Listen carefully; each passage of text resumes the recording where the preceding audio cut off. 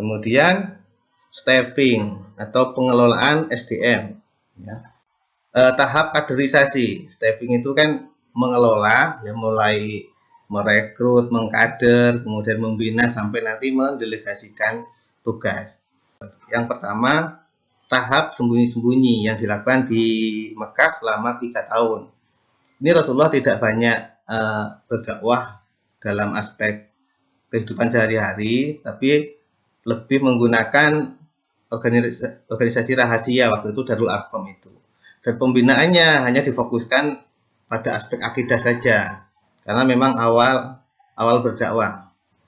Kemudian 3 tahun setelahnya, ya, setelah turun surat Al-Mudaththir itu, maka Rasulullah berani terang-terangan di Mekah. Itu dilaksanakan selama 10 tahun menggunakan lisan, ya, tapi masih belum terorganisir, menggunakan lisan, ajakan, tapi di situ masih menahan diri terhadap siksaan, cemoohan, tanpa adanya peperangan. Itu selama 10 tahun. Karena didesak, disiksa, dihambat oleh kafir Quraisy, maka Rasulullah berdakwah ke Madinah. Itu disebut tahap terorganisir dan terbuka di Madinah selama 10 tahun. Di situ sahabat dibina secara tegas, terorganisir, bahkan ada reward and punishment-nya juga. Siapa yang melanggar diberikan punishment, dan yang sesuai tugas diberikan reward, itu ada dan tercantum di dalam Piagam Madinah. Menurut riwayat Bukhari, sahabat di Madinah waktu itu sampai atau mencapai lebih dari 114.000 orang. Ini karir yang luar biasa waktu itu. Selama 10 tahun di Madinah sudah mencapai 114 sahabat. Kemudian hasil kaderisasi itu contohnya, ya, kaderisasi Rasulullah itu yang penting, yang paling penting adalah berbasis bakat atau potensi yang dimiliki sahabatnya.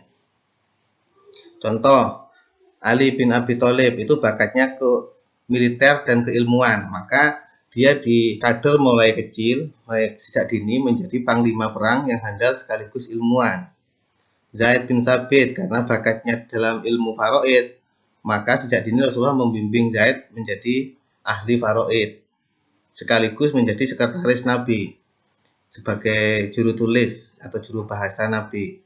Anas bin Malik contohnya, karena bakatnya hafalannya kuat sampai dia bisa meriwayatkan lebih dari 225 hadis, ya. Anas bin Malik itu pelayannya Nabi mulai kecil. Itu didik apa bakatnya Anas ini. Nah, banyak sekali. Tadi Rasulullah ini mengkadernya bukan orang-orang pilihan atau keturunan, berbeda dengan sekarang. Sekarang kan masuk yang direkrut itu yang ini siapa, anaknya siapa, misalnya.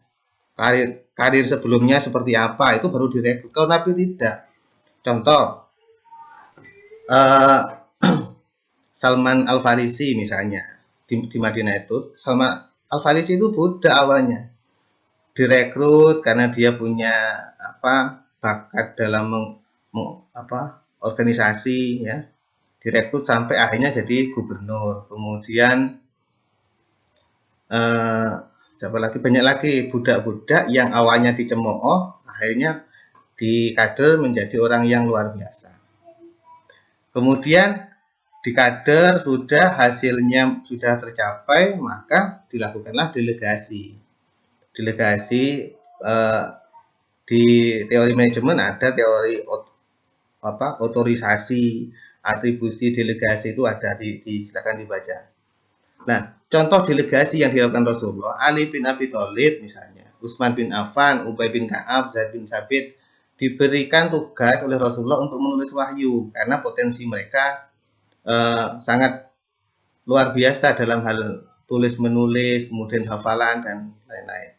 Kemudian Mus'ab bin Umair misalnya, Mus'ab bin Umair ini ahli tafsir yang ditugasi sebagai duta atau delegator pertama yang menuju ke Madinah sebelum Rasulullah hijrah.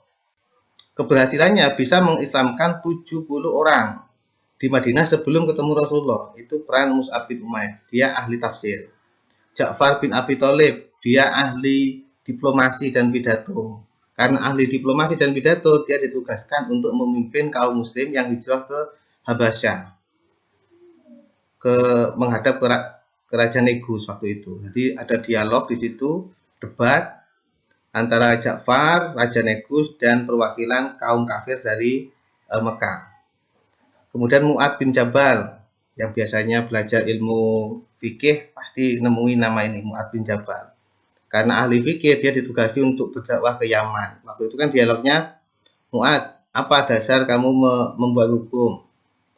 Pertama, aku berdasar pada Al-Quran. Jika di Quran tidak ada, apa dasarmu? Aku berdasarkan pada hadis Nabi. Jika Quran dan hadis Nabi tidak ada, apa dasarmu? Aku menggunakan akal pikiranku untuk mencari hukum itu. Sekarang disebut ijtihad. Itu pertama Mu'ad bin Jabal dan seterusnya.